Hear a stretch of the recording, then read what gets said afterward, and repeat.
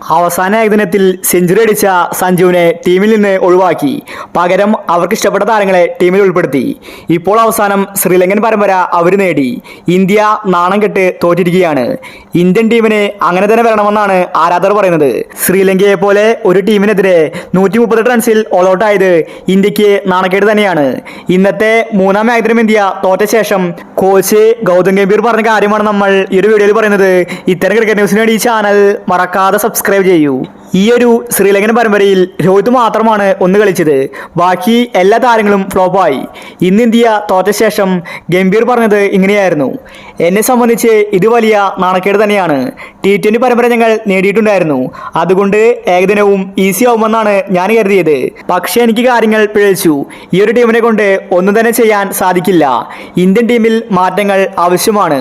സഞ്ജുവിനെ പോലെയുള്ള മികച്ച താരങ്ങളെ ഏകദിന ടീമിലേക്ക് തിരിച്ചു വിളിക്കും. അല്ലാതെ ഇനി രക്ഷയില്ല. രാഹുലും ശ്രേയസും ഒക്കെ ഔട്ട് ഓഫ് ഫോം ആണ്.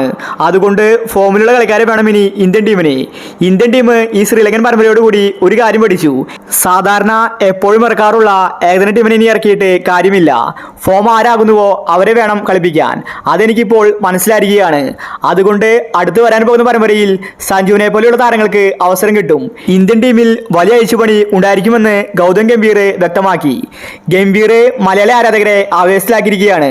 സഞ്ജുവിന് അവസരം കിട്ടുമെന്നാണ് ഗംഭീർ പറയുന്നത്. അല്ലാതെ ഈ ടീമിനെ വെച്ച് യാതൊരു കാര്യവുമില്ല.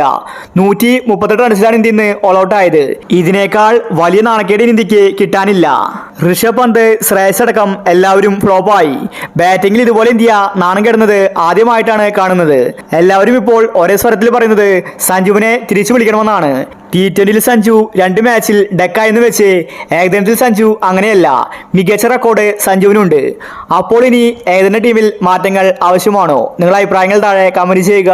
ഇത്തരം ക്രിക്കറ്റ് ന്യൂസിന് വേണ്ടി ഈ ചാനൽ മറക്കാതെ സബ്സ്ക്രൈബ് ചെയ്യൂ.